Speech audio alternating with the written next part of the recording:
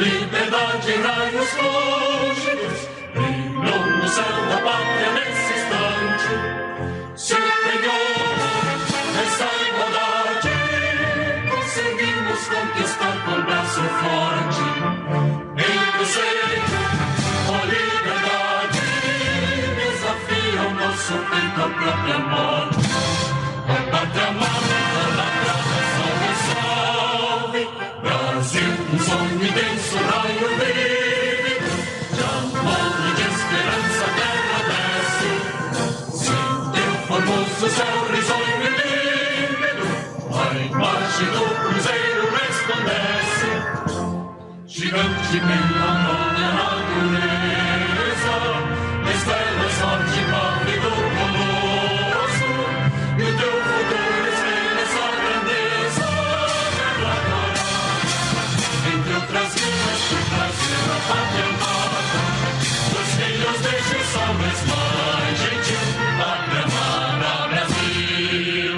Deitado eternamente em berço esplêndido, ao som do mar e a luz do céu profundo, fulguras o Brasil, florão da América, iluminado ao sol do novo mundo. Tu que a terra mais ardida, teus sonhos lindos campos têm mais flores, nossos bosques têm mais vida, nossa vida no teu seio mais amor. Pátria amada, idolatrada, salve, salve. Brasil de amor eterno seja símbolo, lá para o teu centas estrelado, que diga o verde louro desta flora, mas no futuro e glória do passado, os sedes da justiça cada forte, verás que o brilho teu não foge à luta, nem tem ninguém te adora a própria morte, entre outras vidas que Brasil na pátria amada, os filhos deste sol mais gentil, pátria amada Brasil.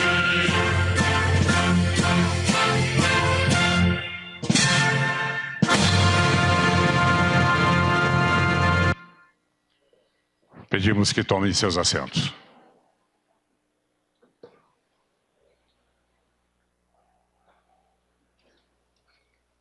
Senhoras e senhores, para uso da palavra o ministro de Estado da Cidadania, Onyx Lorenzoni.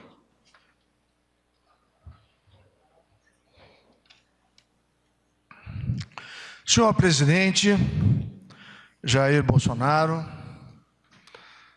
senhora Michele Bolsonaro, primeira-dama do Brasil, ao vice-presidente Hamilton Mourão, senador Davi Alcolumbre, presidente do Senado Federal, deputado Rodrigo Maia, presidente da Câmara dos Deputados, nosso comandante, ministro de Estado, chefe da Casa Civil Braga Neto, ministro Paulo Guedes, da nossa economia, e um dos idealizadores desse programa que nós vamos fazer a prorrogação no dia de hoje, ministro Jorge, da Secretaria-Geral, presidente da Dataprev, Gustavo Canuto, presidente da Caixa, amigo Pedro Guimarães, senhoras e senhores, deputados, deputadas, senadores, senadoras que aqui estão.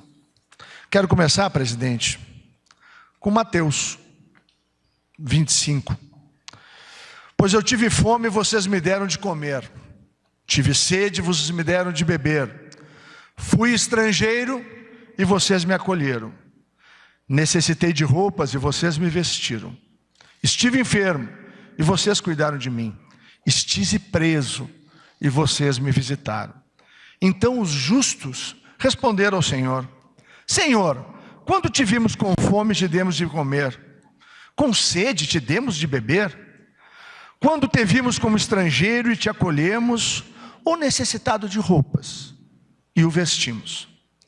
Quando te vimos enfermos ou preso e fomos te visitar? O Senhor respondeu: digo a verdade, o que vocês fizeram a algum dos meus menores irmãos, a mim o fizeram.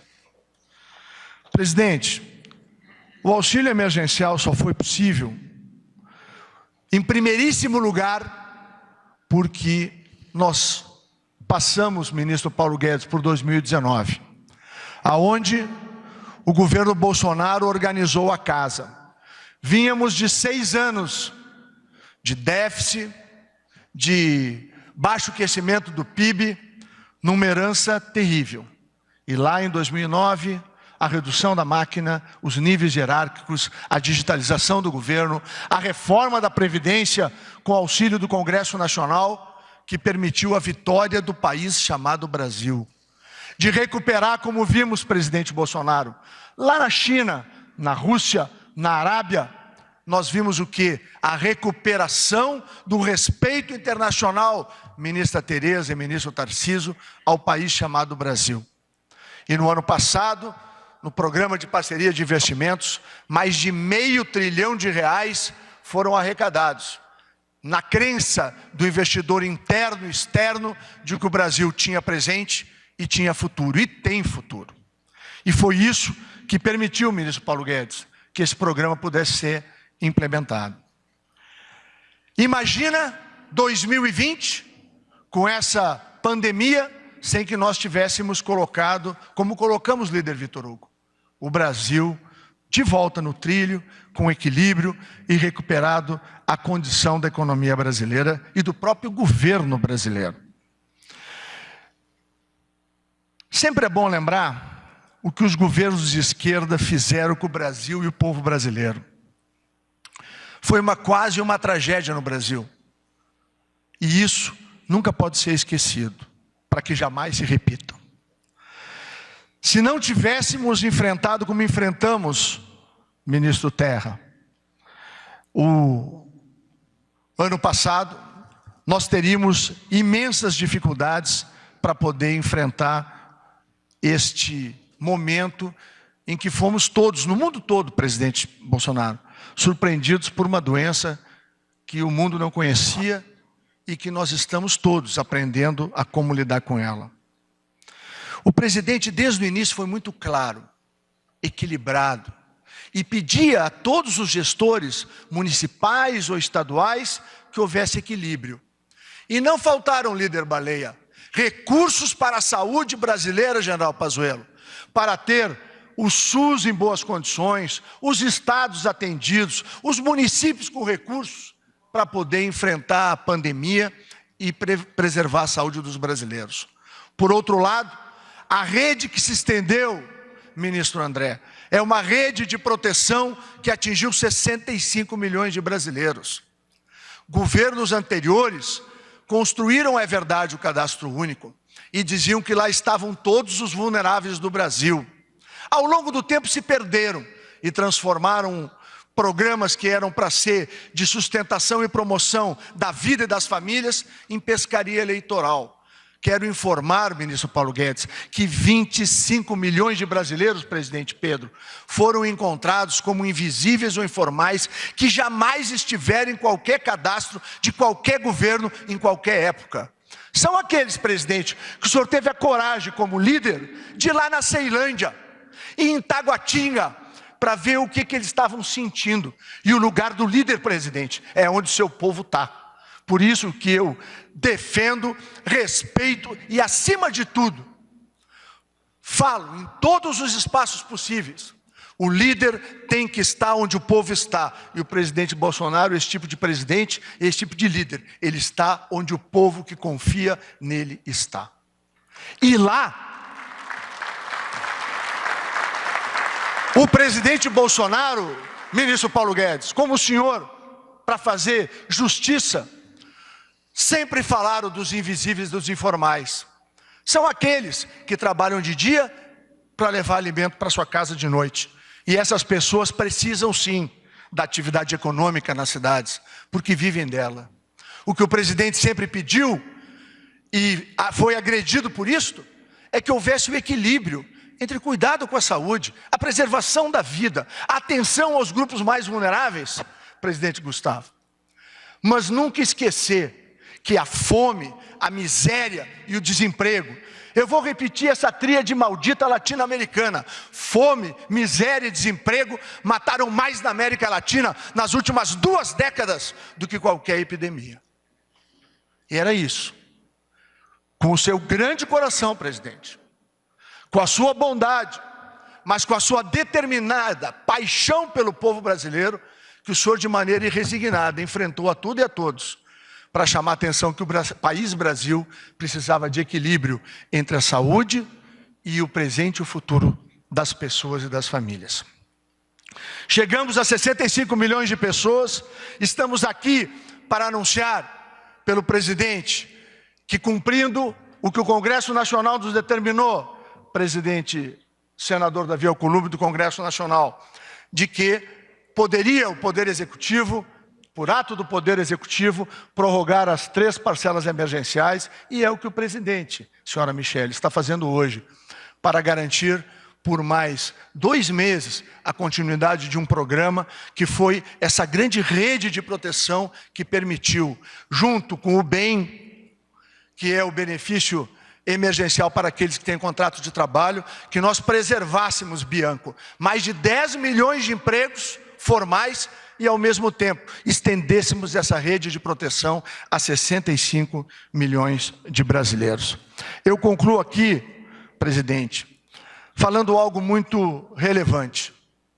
Porque, como sempre, a extrema imprensa noticia os problemas, e é importante que faça assim. Nós somos humanos, reconhecemos com humildade que temos que trabalhar mais e mais e mais e melhor, e vamos a cada parcela que nós vamos mandando para a Caixa, que nós vamos fazendo a conciliação junto com a Dataprev, nós vamos melhorando os nossos processos.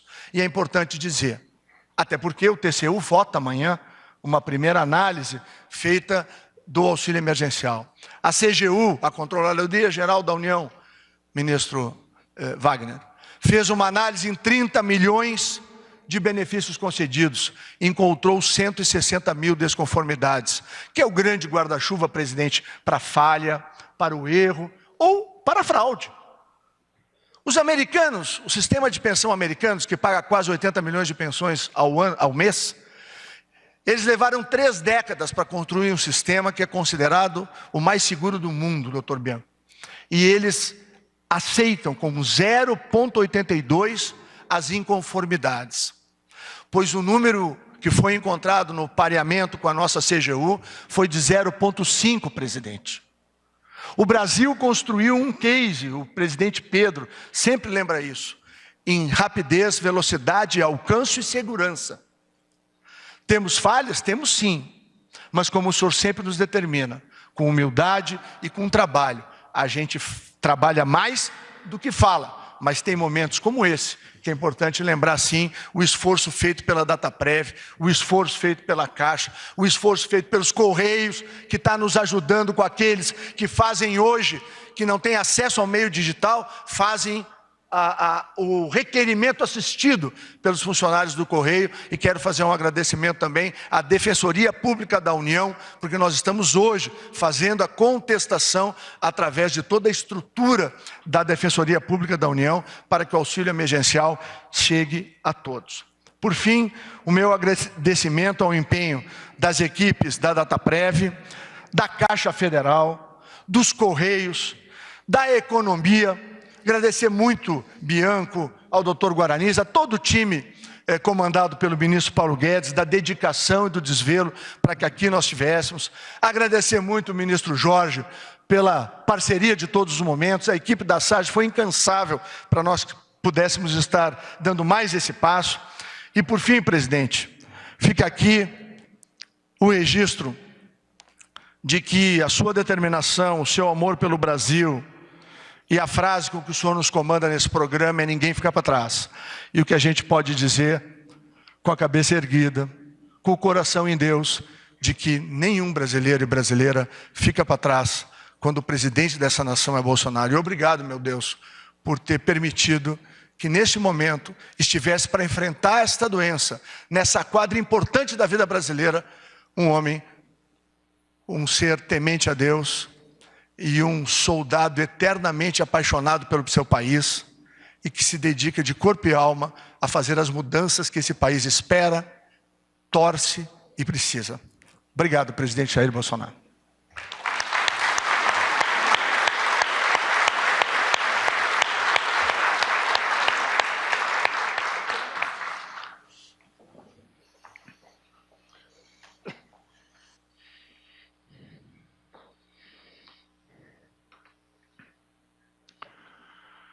Em seguida, ouviremos as palavras do ministro de Estado da Economia, Paulo Guedes.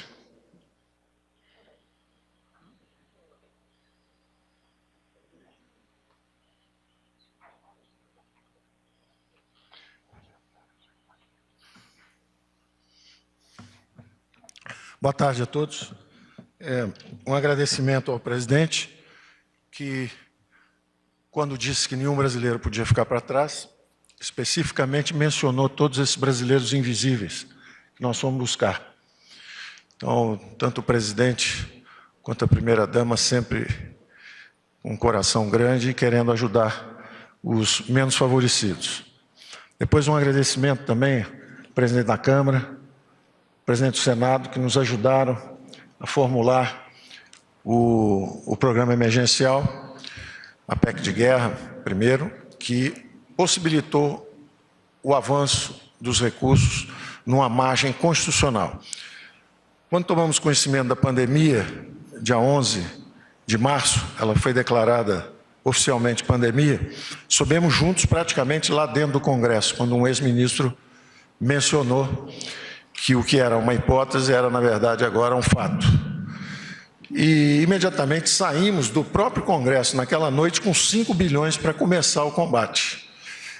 O próprio Congresso entendeu que um dinheiro que estava objeto de uma disputa política deveria ser já canalizado através do Ministério da Saúde para o combate à pandemia.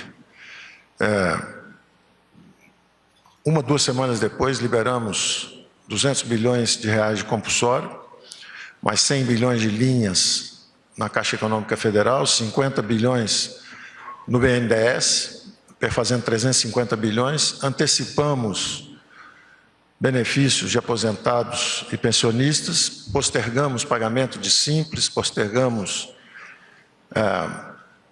recolhimento de FGTS e tínhamos atingido praticamente R$500 bilhão em 3, 4 semanas. Quando o Supremo nos deu, um ministro, numa liminar, nos deu um sinal de avanço e depois fomos cobertos juridicamente e entramos no espaço constitucional graças à PEC de guerra com o presidente Rodrigo Maia e depois chancelada também no Senado pelo senador Alcolumbre. E avançamos mais R$500 bilhão, já passamos de R$1 trilhão. Somos o país emergente que gastou a média, o dobro da média dos outros emergentes e 10% acima da média dos avançados. Portanto, demais ministros, vice-presidente Mourão, todos os brasileiros devem saber que nós realmente não podemos ser acusados de omissão, de ficarmos para trás, de não termos nos envolvido no combate. E essas linhas de ataque ao coronavírus envolveram várias iniciativas. A primeira e mais importante do ponto de vista de proteção dos mais frágeis foi exatamente esse auxílio emergencial que nós estamos prorrogando nesse momento. Nós entramos no primeiro momento na Câmara, não podíamos dar mais a alguém que tivesse aqui no Sudeste perdido o emprego do que ganhava quem tivesse no Bolsa Família. Então demos igual, sabendo que com muita sabedoria a Câmara ia começar a subir. E subiu, foi até 500, quando então o próprio líder do governo ligou para o presidente, me perguntaram se dava para ir para 600, porque o presidente queria avançar mais ainda. E nós dissemos sim, graças à PEC, que permite que isso saia do teto de gastos e que seja algo emergencial. Então, esse ano nós realmente avançamos com esses mais 150 bilhões para ajudar os desfavorecidos, os invisíveis. Descobrimos 38 milhões de invisíveis, brasileiros que nunca pediram ajuda ao Estado e estão andando por aí, seja a faxineira, seja o jovem que serve refrigerante ou vende refrigerante na rua, ou a garrafa de água mineral, nos sinais de trânsito aqui tem gente vendendo bala, não é? São pessoas que nunca precisaram do Estado, lutam diariamente para a sua própria sobrevivência e não estavam cobertos por nenhum programa social. Então, chegamos a 60 milhões de brasileiros, quando somos 20 e poucos milhões do Bolsa Família, com esses quase 40 milhões de invisíveis que descobrimos. Entre esses invisíveis deve ter 8 a 10 milhões de realmente desfavorecidos, e os outros 30 dos 38 milhões são lutadores, são autoempregados, são empregados trabalhadores por conta própria.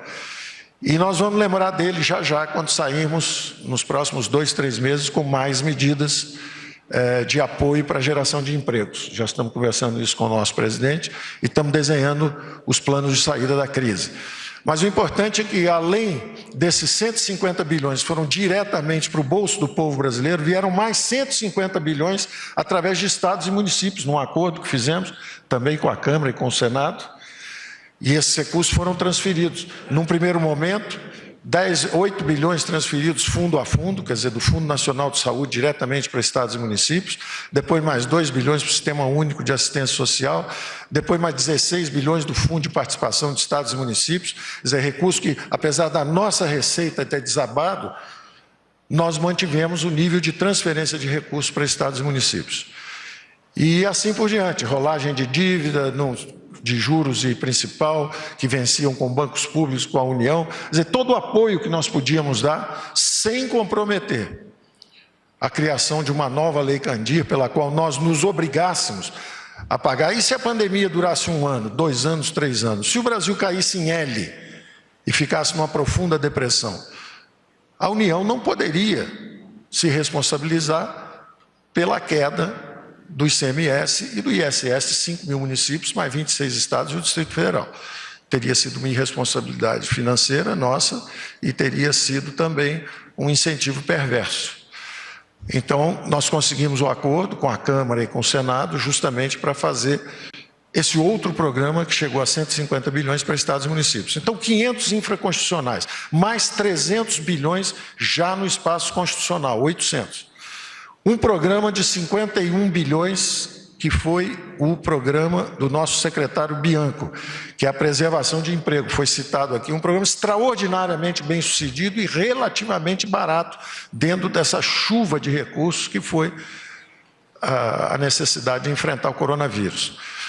Um programa pelo qual, se você mantém o emprego, renegocia o salário, a União entra e suplementa uma parte dessa redução salarial.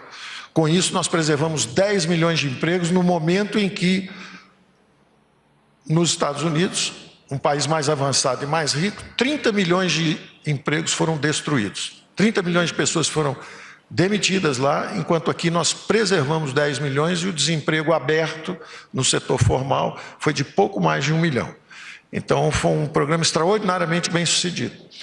Lançamos também as linhas de crédito para pagamento de capital de giro de empresas que mantivessem o emprego. A necessidade de capital de giro triplicou, quadruplicou nesse período, porque interromperam-se os pagamentos. Então, por mais que surgisse, e por mais que os programas expandissem crédito, há ainda até hoje uma insatisfação e um senso de desempenho insatisfatório da nossa parte também. Nós não estamos satisfeitos ao ouvir que o dinheiro não chegou na ponta ainda. Então, nós seguimos criando programas de crédito adicionais. Lançamos um programa em que a Receita Federal, pela primeira vez, chamou 3 milhões e 200 mil brasileiros, empresários simples, que pagam um imposto simples. A Receita está dizendo: passe no banco de sua preferência, como você sempre foi um bom pagador de impostos, não se deixe abater, pegue 30% do seu faturamento médio mensal, porque nós vamos financiar durante a crise. Então, esse programa acaba de sair, está sendo bem sucedido, está indo muito bem, o dinheiro está começando a chegar na ponta. Além disso, lançamos também o FGI, que é um outro programa de 20 bilhões, esse primeiro que eu falei é de 15,9 bilhões, lançamos um outro de 20 bilhões agora para pequenas e médias empresas. O primeiro é para microempresas e pequenas empresas. Esse outro é para pequenas e médias empresas. Então nós fazemos, e agora, semana passada, o presidente do Banco Central pegou um dinheiro esterilizado, que vinha de créditos tributários antigos, e em vez desse dinheiro ficar esterilizado, ele pode ser posto em circulação, desde que endereçado justamente aos pequenos e médios. Então, ou o dinheiro fica esterilizado, sem retorno para o banco, ou ele pode pegar aquilo desde que ele coloque nas pequenas e médias. São mais 100 bilhões potencialmente que vem por aí. Então nós estamos fazendo o que é possível. Evidente que nós saímos do trilho. Nós estávamos no trilho das reformas, começando a decolar em janeiro, fevereiro. As arrecadações estavam 20% acima do previsto, e o previsto tinha um crescimento de 2,4%. Então nós estávamos bem acima disso no primeiro bimestre, quando fomos atingidos. Mas nós não desanimamos ou desistimos, isso só nos revigora. O espírito de luta e determinação do presidente nos inspira, e quando acuados nós avançamos. Nós avançamos quando veio essa primeira onda da saúde, e nós vamos avançar com a segunda onda, que é da economia também. Vamos furar as duas ondas, vamos sair do lado de lá. Somos uma nação resiliente, temos a fraternidade, estendemos o braço dos recursos públicos em todas as direções.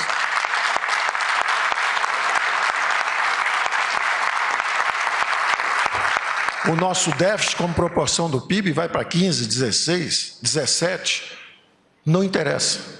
Como o presidente disse, não vão faltar recursos para a saúde. Agora, interessa muito o ano que vem. Esse ano foi um ano de despesas extraordinárias. Não há problema. Os mercados compreendem quando há um momento extraordinário e você tem que fazer coisas extraordinárias. Então, o fato de você gastar muito esse ano não quer dizer que nós saímos do nosso trilho. Quer dizer apenas que nós fomos derrubados, estamos tontos, estamos no meio do tiroteio, da fumaça, mas temos a bússola na mão, vamos nos levantar e vamos voltar para o curso. Então, as medidas principais que nós tínhamos que tomar do ponto de vista de defesa das finanças de um Estado que gastava muito e gastava mal, nós avançamos em boa medida. A reforma da Previdência, eram 750 bilhões e crescendo 50, 60 bilhões todo ano, era a primeira torre desse inimigo a ser derrubada. Esse inimigo é o descontrole dos gastos públicos. Nós derrubamos a primeira torre.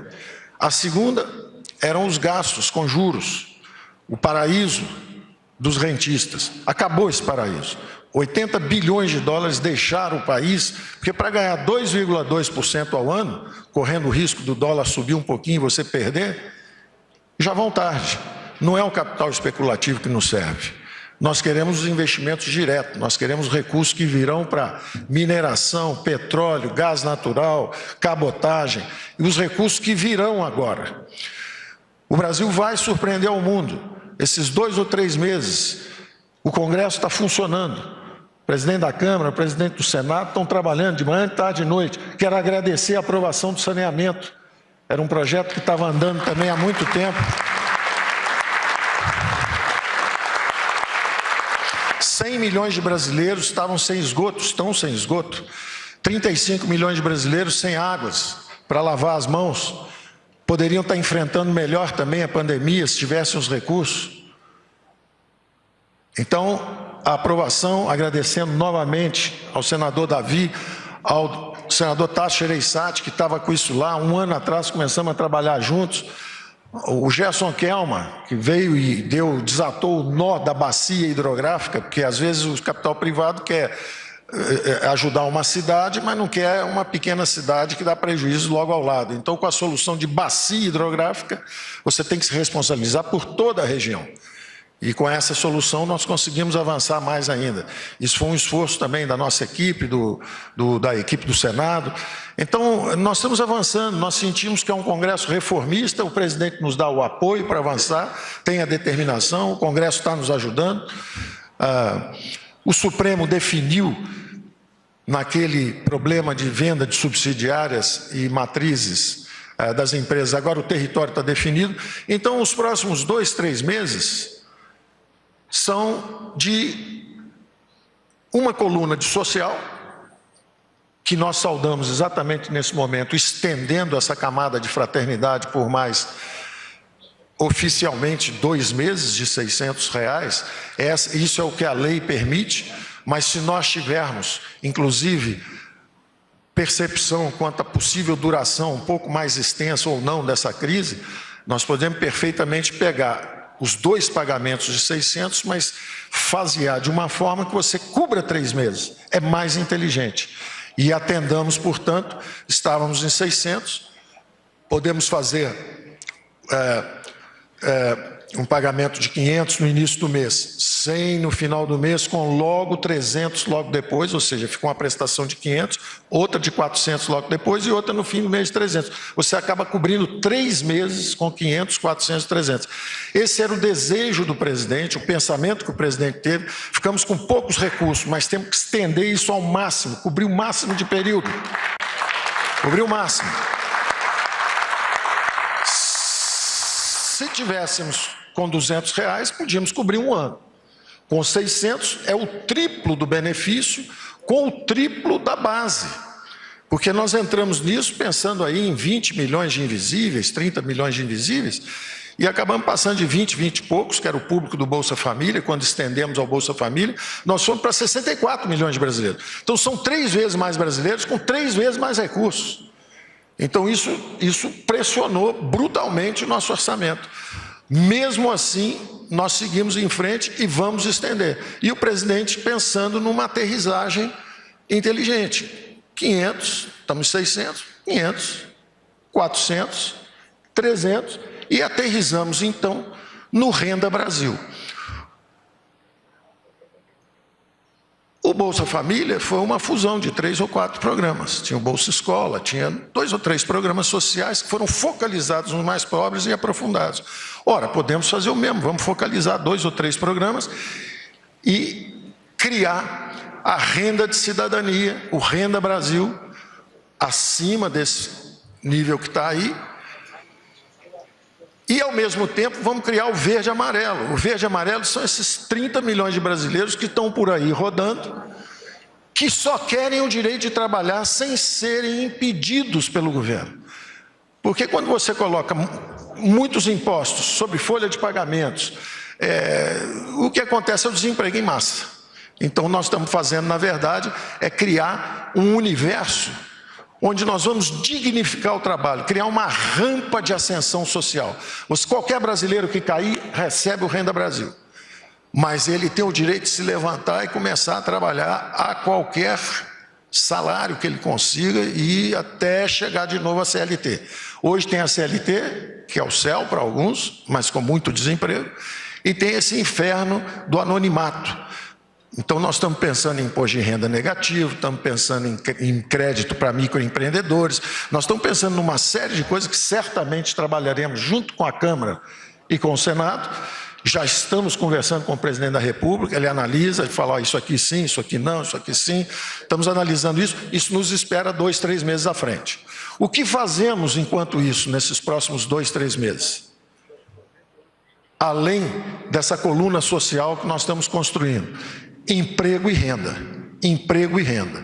Então vem aí justamente esse verde e amarelo para gerar milhões de empregos e vem aí o trabalho do Congresso, que começou com saneamento e nós esperamos que siga destravando todas as fronteiras de investimento do Brasil. Nós vamos surpreender o mundo. Nós estamos, enquanto acham que nós estamos aqui só em casa, nós estamos em casa, o Congresso, digo nós, é o Congresso, o presidente, estamos trabalhando para destravar essas fronteiras de investimento. Então vem saneamento, cabotagem, gás natural, petróleo, vamos destravar as fronteiras de investimento brasileiras. Em 2 ou 3 meses nós podemos criar um espaço de ampliação de investimentos brutal para frente, que é o que nós devemos fazer. Vamos aproveitar esses 2, 3 meses e transformar o ambiente regulatório brasileiro. Eu tenho certeza que a nossa saída da crise vai ser muito mais rápida se tiver desbloqueado esse horizonte de investimentos. Então, essa tem sido nossas conversas com o presidente, com o Senado, com a Câmara de Deputados. Vários projetos estão lá, alguns estão chegando ainda, e vamos retomar assim que depois desse período que agora é uma questão que foi delegada pelo Supremo Tribunal a prefeitos e governadores. O presidente deu o alerta lá atrás, olha, a segunda onda pode ser muito grande, depende do nosso comportamento. Então, agora, prefeitos e governadores é que estão com a responsabilidade de dizer quando é que é a volta segura ao trabalho, mas enquanto isso está sendo elaborado, nós temos que ir melhorando o ambiente de negócio para destravar a fronteira de investimentos.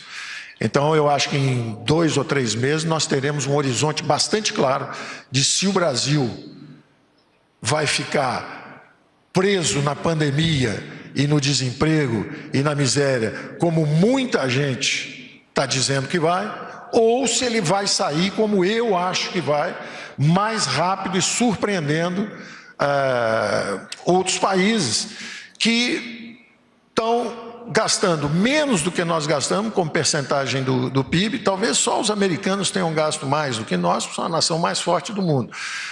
Então, nós nos esforçamos bastante, mas o mais importante é que nós temos o compromisso de, no ano que vem, nós estamos de volta ao nosso caminho de austeridade, no sentido de responsabilidade pelas contas públicas. É isso que permite que os juros fiquem lá embaixo, em 2%, é isso que vai permitir, com juros baixos, impostos sendo simplificados e descendo, como faremos na reforma tributária, que o presidente da Câmara também tem sugerido que avancemos o mais rápido possível. Com essas reformas, os juros continuam lá embaixo, o horizonte de investimento está destravado, o Brasil que em nenhum momento apagou seus sinais vitais. Eu vou dar alguns dados que são simples indicações, eu não quero vender ilusões para frente. O que a gente pode prometer é muito trabalho, muita resiliência e luta até o final. Nós não podemos garantir o resultado final, mas nós sabemos que nós vamos correr até o jogo acabar e correr o máximo possível.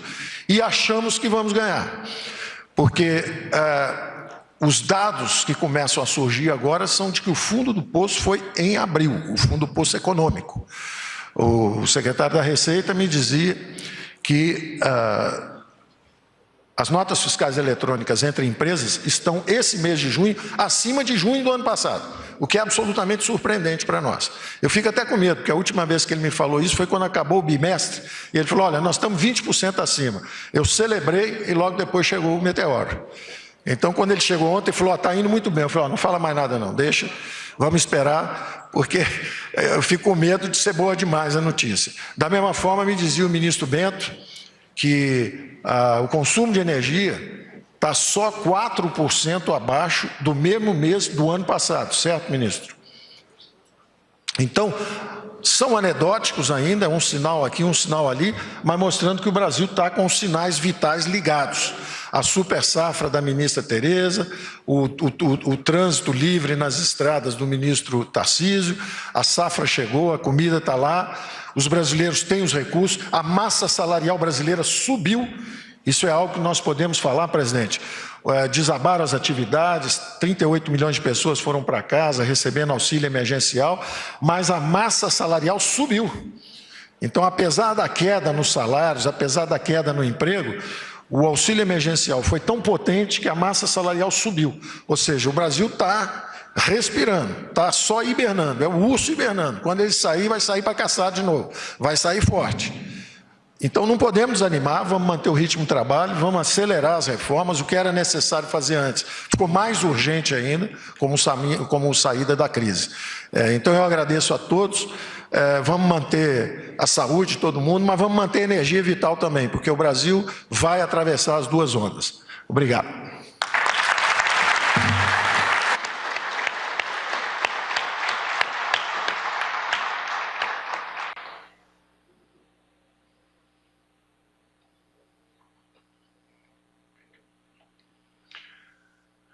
Senhoras e senhores, neste momento o presidente da República assina decreto que altera o regulamento da Previdência Social.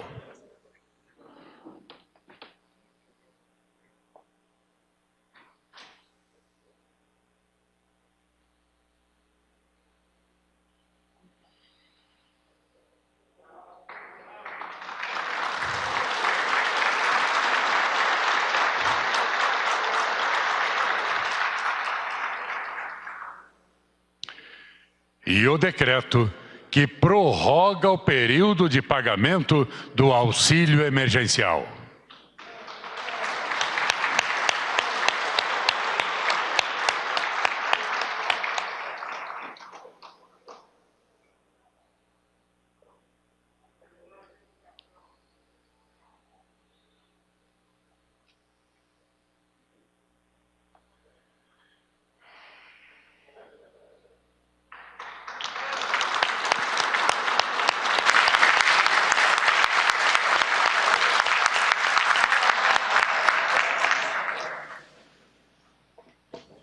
Senhoras e senhores, com a palavra, o presidente da República, Jair Bolsonaro.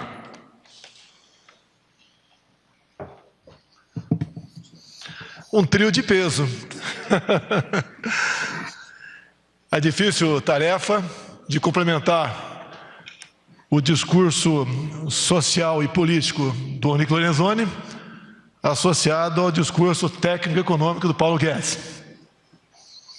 Estou muito feliz com essa equipe que eu tenho de ministros. Obrigado a vocês, bem como aos demais 21 ministros. Prezado Davi Alcolumbre, presidente do Senado, prezado Rodrigo Maia, presidente da Câmara, é uma satisfação tê-los aqui. É um sinal que juntos nós podemos fazer muito pela nossa pátria.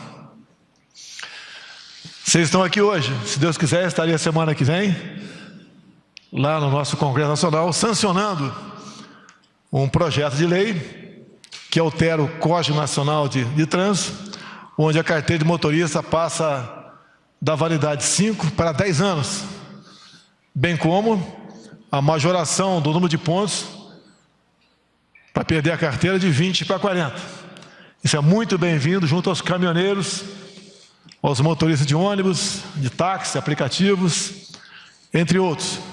Se Deus quiser, outros momentos teremos juntos para o bem de todos nós.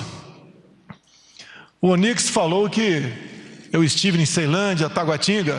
Sim, mas em muitos mais locais eu estive.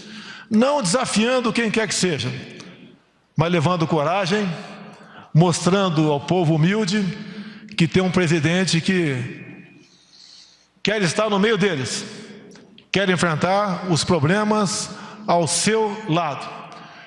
Eu quero convidar, a partir de agora, o Alcolumbre e ao Maia, uma próxima viagem minha, como tive o prazer de estar agora há pouco em Araguari, e ao retornar pousamos num pequeno vilarejo, de forma inopinada. Tinha umas 30 casinhas lá. E vimos muita gente humilde. Inclusive, por coincidência, tinha uma capela que uma vez por mês o padre se fazia presente. Naquele momento, o padre tinha acabado de chegar ao vilarejo e eu participei do início da missa rezada por ele, acompanhado de um pastor evangélico que também participou desse momento. Então, a simplicidade desse povo realmente nos faz cada vez ter mais força para lutar por ele. E ali conversando, Rodrigo Alcolumbre, com aqueles humildes, pelo menos metade de Paulo Guedes, prezado Pedro Guimarães, receberam esse auxílio emergencial de R$600, completando agora terceiro mês. A satisfação deles, a gratidão, é um dinheiro que não é meu, é um dinheiro que é de todos nós brasileiros que pagamos impostos. Isso só foi possível graças à sensibilidade de nosso ministro, tendo à frente Paulo Guedes, bem como do Parlamento brasileiro, que votou de forma rápida essa questão, porque eles tinham pressa. Não foram apenas os 38 milhões de invisíveis ou de informais, quase outro tanto de outras categorias, entre elas o pessoal que recebia em média R$200 do Bolsa Família, foram beneficiados. Obviamente isso tudo não é apenas para deixar a economia funcionando, viva, mas também para dar o sustento a essas pessoas. Nós aqui que estamos presentes sabemos que R$600 é muito pouco, mas para quem não tem nada, isso é muito. E esse trabalho, essa maneira de buscar recursos, no momento que a pátria necessitava para atender os mais necessitados, é que faz com que nós nos orgulhamos de poder ajudar, de despender meios para poder atender a esses necessitados.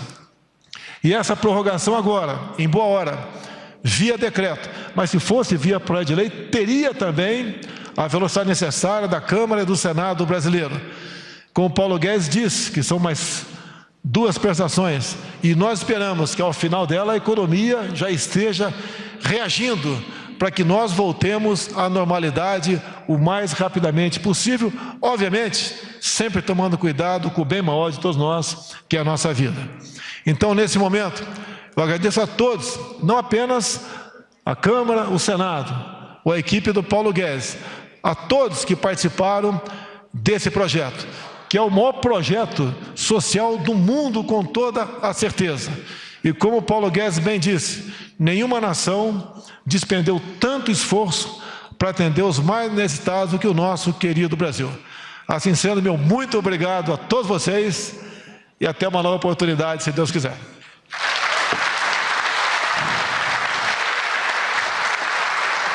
Está encerrada esta cerimônia.